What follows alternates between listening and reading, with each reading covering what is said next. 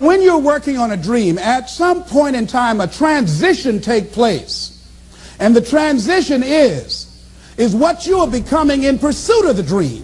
Because even if you don't get the dream, you become such a strong and powerful person, it will so change your life, you can look at something else and say, well, I think I'll go do this then.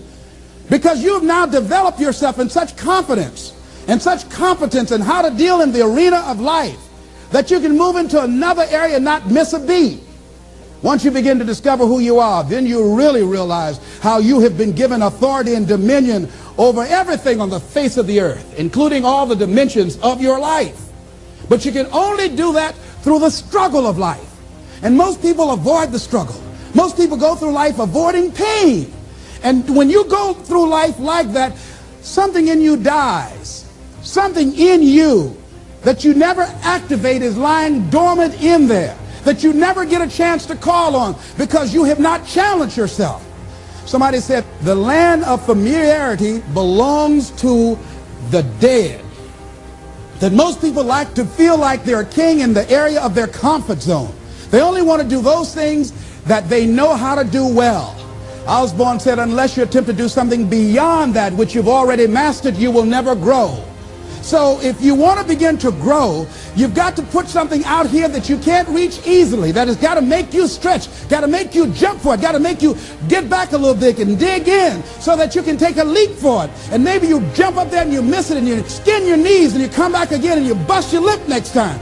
But you keep on, and through that process, you learn how to leap higher. You start challenging yourself to dig deeper, and then you discover some things about you that you don't know right now. Some talents that you have in you that you didn't know that you can do. I started out just talking to kids, and now I'm speaking at corporations.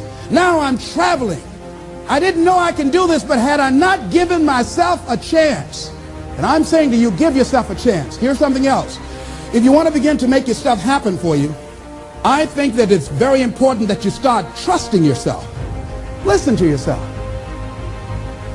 Listen to that still small voice within you. Don't try and make everything logical.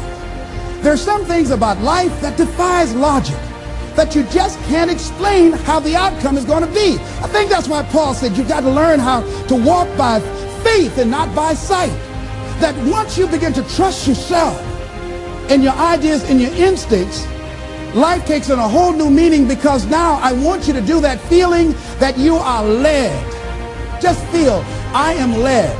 And don't give your power away. You don't need anybody to approve your dream. It was given to you. If they can't see it, it's because it wasn't given to them. It was given to you. Hold it, nourish it, cultivate it, work on it. It's yours. It's your baby.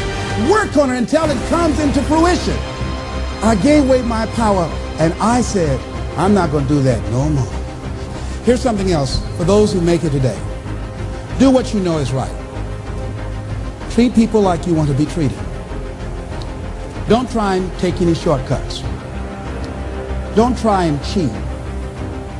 Pay your dues up front. I believe, ladies and gentlemen, what goes around comes around. You can pay now, or you will pay double later.